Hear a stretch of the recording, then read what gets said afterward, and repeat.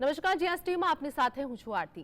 તો હાલ બોગસ બિલિંગની પ્રવૃત્તિ નિયંત્રણમાં આવી ગઈ હોવાના દાવાઓ વચ્ચે ભાવનગર સેન્ટ્રલ જીએસટી દ્વારા મોટું ઓપરેશન પાર પાડવામાં આવ્યું છે।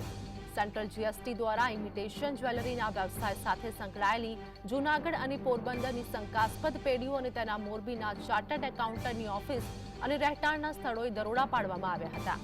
તો દરોડા દરમિયાન 4 પેઢીઓ માત્ર કાગળ પર અસ્તિત્વ ધરાવતી હોવાની વાત સામે આવી હતી।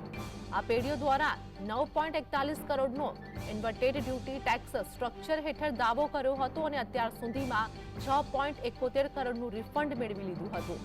ઇમિટેશન જ્વેલરીના વ્યવસાય સાથે જોડાયેલી પોરબંદર અને જૂનાગઢની 4 પેઢી માત્ર કાગળ પર જ અસ્તિત્વમાં જોવા મળી હતી।